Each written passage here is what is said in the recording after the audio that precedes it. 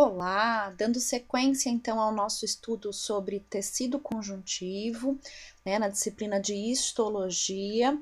Hoje será abordado aqui essa segunda parte do tecido conjuntivo. Então, vamos lá. Bem, primeiramente, quando a gente estuda o tecido conjuntivo, a gente precisa entender que existem alguns aspectos, algumas porções no tecido conjuntivo que desempenham um papel super importante. Uma delas é o que a gente chama de substância fundamental amorfa, que na verdade ela está presente naquele espaço entre as células, ela é extremamente abundante em água, por isso que a gente vê em literatura dizendo que ela é muito hidratada. Ela é incolor e ela é homogênea. Então, eu tenho lá misturado com essa grande quantidade de água, uma quantidade bastante relevante também de proteoglicanas e glicoproteínas. Outro tipo de molécula presente abundantemente no tecido conjuntivo é a própria fibronectina, que é uma glicoproteína que permite essa passagem de leucócitos que vem dos vasos sanguíneos, lembrando que tecido conjuntivo é sempre muito irrigado, e graças à presença dessa glicoproteína é que eu consigo facilitar essa saída das minhas células de defesa, dos leucócitos lá do sangue, para essa matriz extracelular.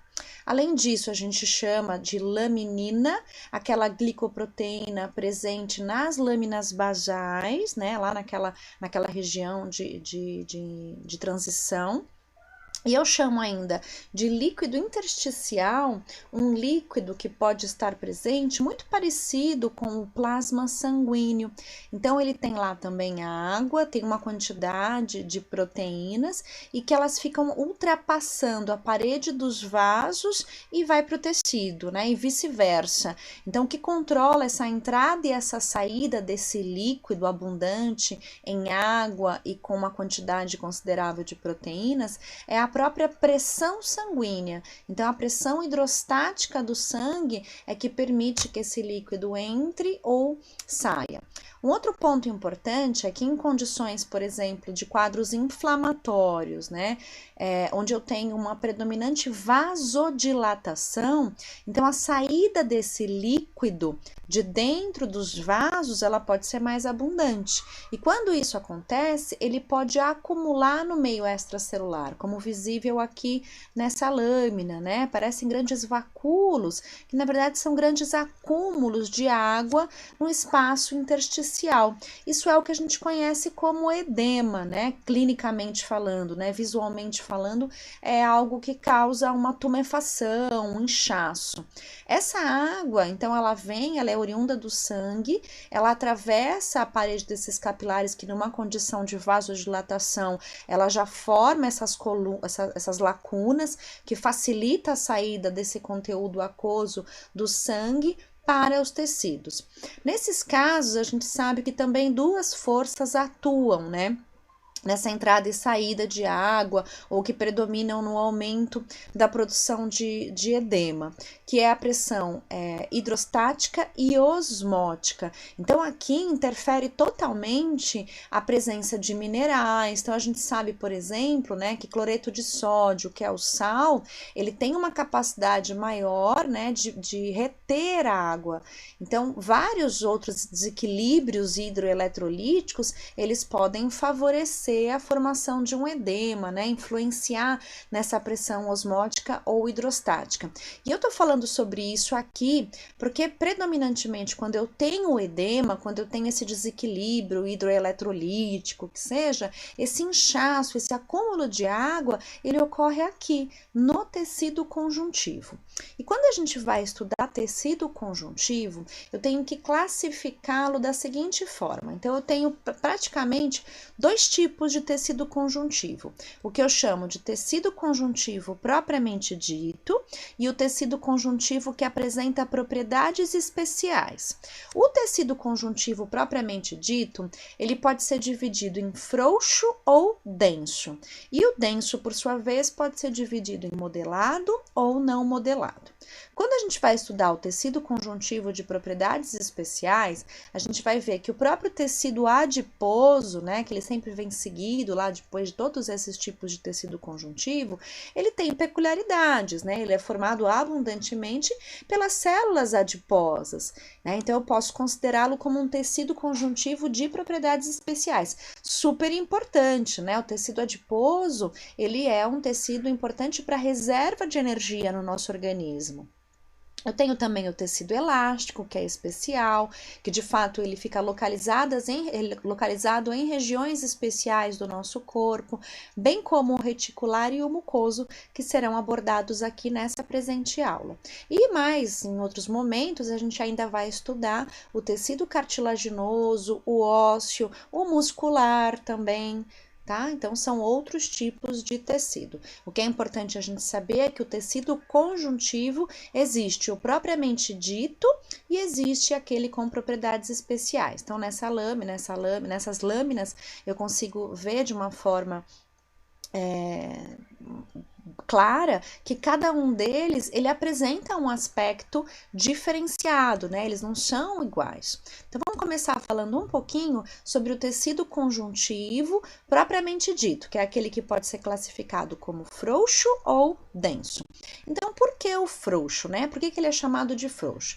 Bom, primeiramente ele é o mais comum de todos os tecidos conjuntivos, ele é o mais abundante, ele é realmente um tecido de sustentação, então ele sustenta, né, todas aquelas estruturas que são sujeitas à pressão e até alguns tipos de atritos. Então ele está abundantemente presente na pele, na mucosa e até mesmo nas redondezas das glândulas, né? O tecido conjuntivo frouxo, ele apresenta uma abundante matriz extracelular e ele tem uma quantidade considerável de fibroblastos, né? E uma quantidade ainda menor dos tipos de fibra, tá? Isso que é uma característica dele. A gente vê muito mais célula, olha aqui o fibroblasto, do que propriamente as fibras. Já quando eu tenho o tecido conjuntivo denso, o papel dele é oferecer uma ampla, uma intensa resistência. Então é por isso que aqui no tecido conjuntivo denso eu vou observar uma quantidade, uma predominância de fibras colágenas. Então eu consigo observá-las com muito mais facilidade e que elas podem estar arranjadas sem nenhuma orientação, então cada uma para um lado, que é o que a gente chama de denso não modelado, ou às vezes elas podem estar tudo organizadinha, uma do ladinho da outra, de forma paralela, que é o que eu chamo de conjuntivo denso modelado. O que a gente sabe é que o não modelado a gente encontra na região da derme mais profunda, né? Lembrar então que a nossa pele é formada por epiderme, que é tecido epitelial, derme, que é tecido conjuntivo, e depois hipoderme, que é uma propriedade especial do conjuntivo, que constitui o tecido adiposo. Então, o não modelado, ele está predominantemente na nossa pele, na derme. E o modelado, né, como eu tenho que ter bastante resistência, ele está presente nos nossos tendões. Nessa figura aqui a gente consegue ter uma ideia do frouxo, então a gente vê ali bastante matriz extracelular e o que eu tenho de fibra são fibras muito delgadinhas, né? São muito finas, servem mais para dar uma sustentação.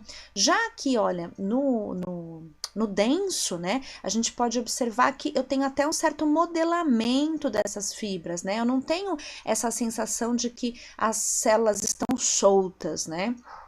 Aqui eu também tenho um tecido conjuntivo denso, então veja que parece quase como um tecido ósseo, né? Eu tenho bastante células, mas eu tenho as fibras mantendo a rigidez, né, desse tecido. Então aqui eu tenho tecido conjuntivo denso, só que nesse caso ainda é não modelado. Olha a diferença do não modelado para o modelado. No não modelado eu tenho bastante fibras também, mas eles não seguem uma ordem. Então quando eu faço um corte histológico, eu posso ver uma para cada lado. Já no modelado, não. Quando eu faço corte histológico, eu tenho essa visão clara, né, de que eles estão paralelos uns aos outros. Por isso que o caso do não modelado, eu encontro mais na pele, né, dando também firmeza à nossa pele. E no caso aqui dos nossos tendões, eu tenho também a presença de fibras, né, abundantemente, principalmente as fibras colágenas, né, dando bastante resistência, mas aqui de uma forma organizada, como aquela que nós encontramos nos nos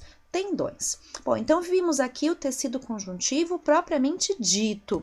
E agora eu vou mostrar para vocês o tecido conjuntivo com propriedades especiais, que é aquele que eu encontro no adiposo propriamente, no elástico, reticular e no mucoso. Então, quando a gente fala inicialmente do elástico, né? Ele recebe esse nome porque ele tem realmente no seu tecido uma grande quantidade de fibras elásticas e isso confere a esse tipo de tecido uma coloração amarelada. Então ele é formado por esses tipos de feixes, né? Elásticos grossos, com espaço entre as fibras, onde eu tenho mais fibras colágenas finas e fibroblastos achatados, mas predominantemente nesse tipo de tecido conjuntivo elástico eu tenho um tecido com um aspecto amarelado. Aqui eu coloquei essa figura porque um exemplo típico de tecido conjuntivo elástico é aquele presente no ligamento suspensor do pênis. Além disso, além do ligamento suspensor do pênis, eu ainda encontro esse tipo de tecido elástico nos ligamentos também amarelos, né, porque todos eles são amarelados, da coluna vertebral. Então vejam que nos dois casos ela confere resistência, né, ela confere rigidez, mas confere também uma certa movimentação. Dando sequência, então, eu tenho o tecido conjuntivo reticular. O reticular, ele é muito importante para os nossos órgãos hematopoéticos. Então, é um tipo de tecido conjuntivo que eu encontro abundantemente na nossa medula óssea, no baço, por exemplo, que são órgãos que são super importantes para a síntese e maturação das nossas células sanguíneas, né, das nossas células hematopoéticas. Nesse caso, os fibroblastos que estão lá presentes abundantemente nesse tecido conjuntivo reticular, que são os responsáveis pela produção dessas fibras reticulares, né, que são super importantes para a manutenção desses tecidos também. E eu tenho também o tecido conjuntivo mucoso, cujo exemplo típico de conjuntivo mucoso é no cordão umbilical e na polpa do dente jovem. Coincidentemente, né, são nesses locais onde eu encontro uma grande quantidade de células totipotentes, né, de células tronco. Esse tecido conjuntivo mucoso, ele tem uma consistência bem gelatinosa, né, também, mais uma vez, as principais células são os fibroblastos, são todos esses pontinhos roxos que nós estamos visualizando aqui, né? E é muito comum o mucoso nesse tipo de tecido, né? Presente no cordão umbilical e na polpa do dente jovem. Então, se nós formos enumerar aqui quais são as funções do tecido conjuntivo, eu posso dizer, sem sombra de dúvida, que é primeiramente a sustentação. Em segundo lugar, o preenchimento, né, o preenchimento dos nossos órgãos, armazenamento, né, de reserva de energia, por exemplo, bem como o transporte de algumas substâncias, né, importantes para a manutenção dos tecidos, defesa, sim, porque como ele é muito irrigado, eu tenho ali a passagem de leucócitos, como a gente viu na aula anterior, presente o tempo todo nesse tipo de tecido, bem como a reparação, como é um tecido muito irrigado, com uma grande quantidade de fibroblastos, ele desempenha aqui uma alta capacidade de cicatrização, de regeneração. Então, ele também tem essa função de reparação. Quando a gente fala que o tecido conjuntivo ele tem essa função de sustentação, né, nos órgãos, nós chamamos de estroma, aquele tecido de sustentação do órgão, que ele é afuncional, né, ele faz praticamente a sustentação e o preenchimento. E eu digo que parênquima, que também é importante para o preenchimento dos nossos órgãos, ele apresenta ali tecido conjuntivo, mas com células que desempenham funções para esse órgão. Então, tanto estroma quanto parênquima, eles são tipos de denominações que eu dou ao tecido conjuntivo presente nos órgãos, mas que estroma ele tem mais o papel de sustentar e preencher sem a função efetiva do órgão. E parênquima é aquele que desempenha funções relativas ao órgão. Então, lá tem células que secretam substâncias específicas relacionadas à função desse órgão, ok? Então, aqui nessa próxima imagem que eu separei para vocês, é para vocês terem essa ideia aqui de como que se dispõe, né, tudo isso ao longo da minha histologia, né? Então, observe aqui, por favor, que olha, nessa região aqui, onde tem até essa denominação, essa setinha, né? Eu tenho toda essa porção rósea, tecido epitelial. Então, aqui tá a superfície, né, do tecido epitelial, aqui eu tenho as células que o compõem. Vejam que essa linha, ó, que fica aqui nessa região de transição, nessa região de transição é o que eu chamo de lâmina basal, é a região de transição entre o epitelial e o conjuntivo. E aqui onde eu tenho essa porção azul, é onde de fato eu tenho o meu tecido conjuntivo, ok? Que aí ele tem todas as suas peculiaridades, né? Pode ser o tecido conjuntivo propriamente dito, ou o tecido conjuntivo com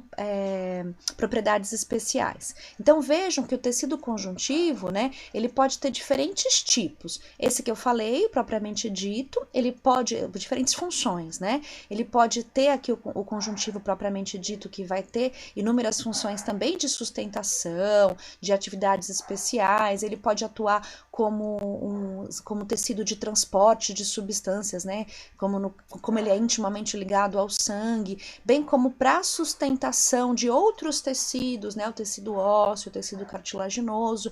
E aqui do tecido conjuntivo propriamente dito, né? Como ele sustenta, ele preenche órgãos que são super importantes, tanto para reserva de energia aqui no adiposo, como para geração de novas células sanguíneas, eu digo que ele está intimamente ligado ao meu órgão hematopoético, né? Inclusive, eu tenho fibras específicas do tecido conjuntivo encontradas só em alguns deles, né? Como no baço, nos linfonodos, na própria medula óssea. Então, dessa forma, pessoal, eu encerro aqui o nosso estudo sobre tecido conjuntivo. Eu espero vocês na nossa próxima aula para que a gente possa começar a abordar, então, na próxima aula, o tecido muscular. Obrigada, espero que vocês tenham aproveitado e até lá!